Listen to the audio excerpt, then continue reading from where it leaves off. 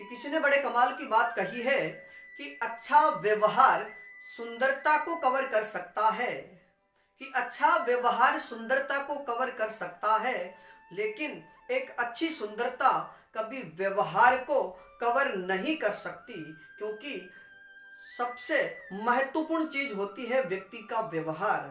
नमस्कार मित्रों, मैं बीएन राजस्थानी फिर से हाजिर हूं एक छोटी सी प्रेरणादायी कहानी लेकर के। और आज की कहानी का शीर्षक है व्यवहार का ज्ञान। तो मित्रों, किसी कुएं पर 4 महिलाएं पानी भरने गई हुई थी और पानी भरने के दौरान वे चारों महिलाएं आपस में बात कर रही थी। तो सबसे पहले एक महिला ने कहा कि मेरा लड़का एक बहुत बड़ा इंजीनियर है और उसने बहुत पढ़ाई की है और बहुत बड़ा इंजीनियर है और बड़ी बड़ी बिल्डिंगें बनाता है।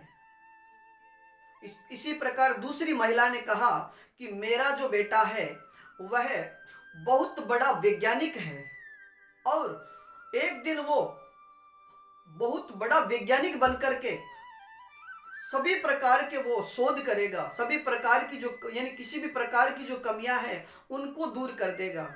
इसी प्रकार तीसरी महिला ने कहा कि मेरा जो बेटा है वह एक अध्यापक है और वह अपने आसपास के सभी बालकों को पढ़ाता है। आसपास की जितनी भी स्कूलें हैं, प्राइवेट स्कूलें हैं, वहां पर वो लोगों को पढ़ाने जाता है, बच्चों को पढ़ाने जाता है। उन तीनों महिलाओं की बात सुनकर के जो चौथी महिला थी वह चुप रही, उसने कुछ नहीं कहा।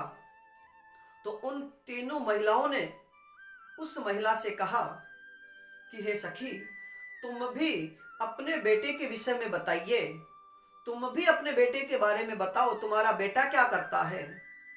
तो उसने लज्जित होकर के, शर्मिंदा होकर के कहा कि बहनों, मेरा जो लड़का है वह अनपढ़ है, पढ़ने नहीं जाता, लेकिन वह खेत में काम करता है और घर पर भी काम, घर के जितने काम है उनमें भी वह मेरा हाथ बटाता है।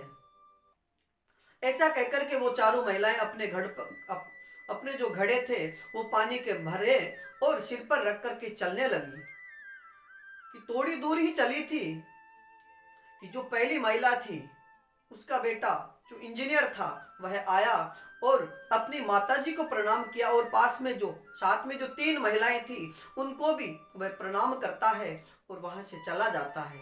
इसी प्रकार दूसरी और तीसरी महिला के जो पुत्र थे, एक वैज्ञानिक और अध्यापक, वह भी अपनी माता को प्रणाम करके और साथ वाली जो महिलाएं थी उनको वो प्रणाम करता है और चला जाता है। अभी थोड़ी दूर पे चली थी कि जो चौथी महिला थी जिसका बेटा अनपढ़ था, वह दूर से अपनी माता को सिर पे घड़ा रखा हुआ देख करके दौड़ा हुआ आता है और मां से घड़ा लेकर के कहता है कि आप क्यों आई पानी लेने, मुझे बोल देती मैं ले जाता।